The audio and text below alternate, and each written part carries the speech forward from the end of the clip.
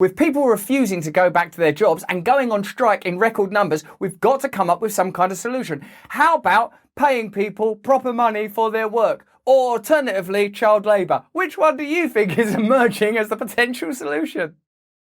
Hello there. There's over 4 million of us. We're here together, unified and more beautiful than ever. Now let's have a look at this story that's about people going on strike and there being new support for strikes. Because as you know, especially if you watch my channel regular, I'm not into socialism as in why don't we all become communists like in terrible, terrible, terrible Russia in the past or present day China. I'm much more interested in devolving power. So ordinary folk have power in their own lives. Part of the reason for that is because of situations such as this one. Let's have a look. A new survey suggests that the public by and large support workers at companies like Kellogg's, Nabisco and John Deere who have all hit the picket lines in recent weeks. Weird, isn't it? Because they're all like sort of companies that you look at those brands and the whole point of a brand is to endow a corporation with a kind of personality, isn't it? Like, so you think of Kellogg's, it's like we just make this stuff, just put a bit of milk on it, it's all right.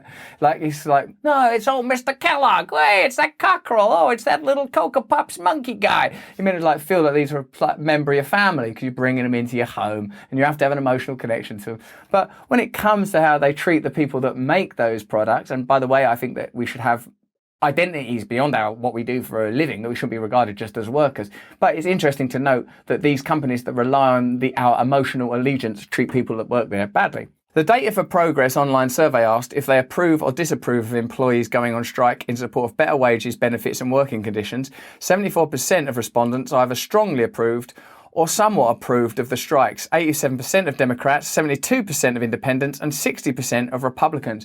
I really feel reassured by that, not because I want to see a return to some sort of trade union, statist, centralised, lefty crap, but because I think that people recognising the rights of ordinary people to earn decent money is significant rather than falling into those old tropes that we're spoon-fed by the media machine of, oh, they're lazy. If they wanted to work harder, they could all start Teslas and Amazons and stuff. So for me, this change in culture and temperature is significant and welcome. The backing also crossed age groups, although respondents under 45 were more likely to voice strong approval than those above 45. Voters of all ages, backgrounds and political parties agree working people can and should join together to win a better deal and a better life, AFL-CIO President Liz Schuller said through a spokesperson.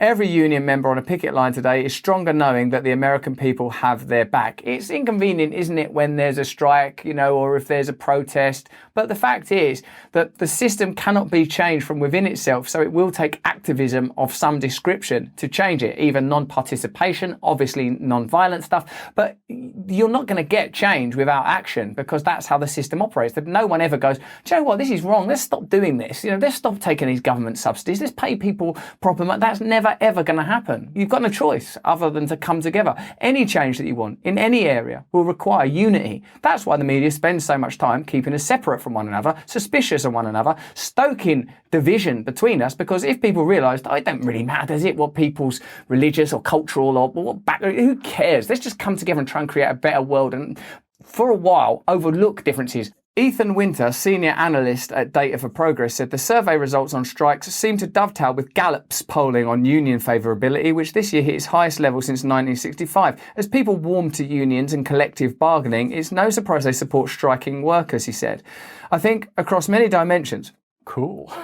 The pandemic has really put workers' rights at the forefront of public consciousness. Dimensions, consciousness, I like this guy. The fact that we now see a bipartisan majority of voters who are backing workers agitating for better pay, benefits and working conditions, I think is reflective of the sea change the coronavirus pandemic has brought about. We all know there's been a massive wealth transfer. We all know that billionaires got more wealthy. We all know that ordinary people have suffered as a result of this pandemic and the associated concomitant regulation. So people coming together is encouraging. It's also an indication that people are desperate. That's the part of it that makes me sad, but that there is at least some kind of action. Even though this is not an end point, it's a change in the climate, which I think is positive. I'm not saying that climate change is positive.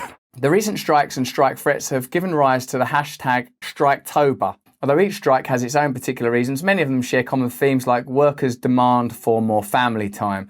That's important, isn't it? Let's face it, what are we going to do here? Part of what the system does, in my opinion, is keeps us kind of unconscious and hypnotised, that you're not actually aware. Like, me, I recognise I live in an economically privileged position, and I still think, why are you not with your children right now? Why are you not with your child? So sometimes it's not till they've gone to bed and I look at a picture of them on my phone, I think, oh my God, I really, really love them. They're just over there. Go and talk to them. But thankfully, by that time, they're in bed, the little bastards. More than 30,000 healthcare workers at Kaiser Permanente have authorised strikes largely over the employer's proposal for a two-tier system, giving new hires lesser pay and benefits. We've got a two-tier system now. What's on the other tier?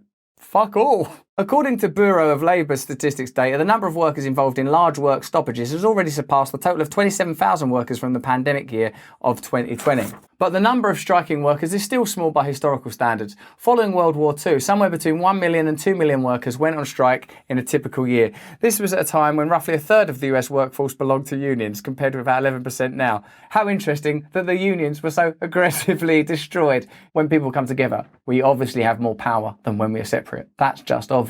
But for the many heads of big corporations watching this, don't worry about these strikes, because there's a little untapped labour force that we need to get into. Yes, it's those lazy bones of present day society, children. Let's get those guys working. The United States, along with much of the rest of the world, is facing a dramatic labour shortage amid what has been termed the Great Resignation. 4.3 million people quit their jobs in August when they realised that their jobs were unfulfilling, empty, pointless, and only there to sustain an empty system with built-in obsolescence, nihilism, pointlessness stitched into its very heart. I'm not doing this every day. The Wisconsin Senate recently approved a bill that expands the working day for minors, oh man, like sometimes you'd be thinking, this can't be real, but it is.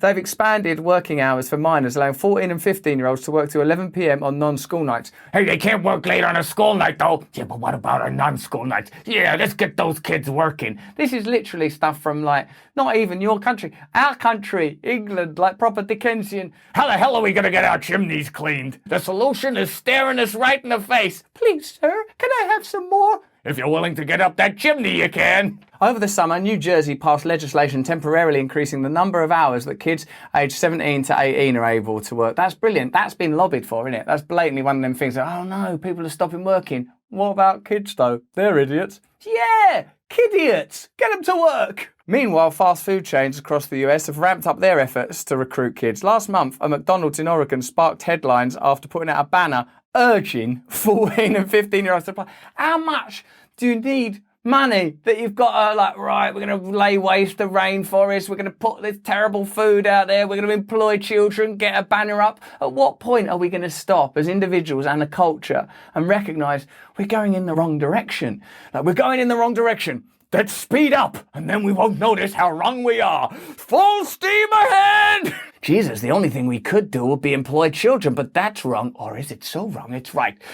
We're gonna pay you little bastards in lollipops. There's obviously nothing wrong with teenagers getting summer jobs. Well, I would actually argue that there is. I think there is something wrong. There's nothing wrong with hard work. There's nothing wrong with being connected to who you are. But, if you glean your personal self-worth from what you do for a living, if nothing you do has value unless you can make money from it, what kind of culture are we going to create? The point where the labour market has to get younger in order to sustain a system, you see that the system is problematic and that the mentality behind the system will never alter. Where does this end? Boss baby! But there is something very, very wrong with a system that would rather recruit more kids into the workforce instead of paying better wages, providing more benefits to adults. There's something very wrong with a system where billionaires have seen their net worth balloon during the worst public health crisis in recent memory, and politicians seemingly have no desire to make them pay their fair share in taxes. There's something very wrong with a system where minimum wage isn't enough to afford a 2-bedroom rental anywhere in the US. And increasingly, people aren't putting up with this anymore. They're not swallowing the lie that if they just buckle down and work hard, they can achieve the American dream. And why is it called the American dream? Because you have to be asleep to believe in it. I know that's already in the comments. I was giving you a little moment to type it up. They're not quietly getting on with it, they're organising. If politicians are trying to bring back child labour to plug labour shortages, then I think it's pretty clear that capitalism isn't working. An interesting argument, and I know some of you say, oh, but this isn't capitalism, and perhaps you're right. But what I mean is somewhat deeper than that. When I spoke to an economist recently, I said, what do you think is the emotional energy that underwrites capitalism? And the emotional energy is greed. It's more than you need. It's a kind of survivalist reclamation of resources. It's a domination. Within us all, there is the possibility for limitless change. We have to alter ourselves. We have to alter our perspectives. I am not advocating for any dead 20th century system of governance or ideology. I'm advocating for a new, forward-thinking vision that embraces people from all over the political spectrum and particularly and importantly outside of it. I believe strongly we can change the world by bringing spiritual principles to the forefront, by including people that have long been excluded, by getting beyond the ideas that centralised dominator culture and the system itself thrusts upon us, by looking into a new collaborative shared vision where we can unlock our imaginations and create wonderful new worlds together. But that's just what I think. What do you think? Let me know in the comments below. Give me a like, give me a subscribe. If you want to listen to my podcast where I go deeper about some of this stuff, you might consider subscribing to Luminary. If you enjoyed this video, have a look at this dirty little collaborator of mine. I can't believe I even did that. And sign up to my Awakening side channel as well. Learn to meditate, start unlocking yourself. Subscribe to my mailing list too, and I'll show you the books I'm reading, the things I'm thinking, the conversations I'm having, and new systems for you. Important to me that you stay free.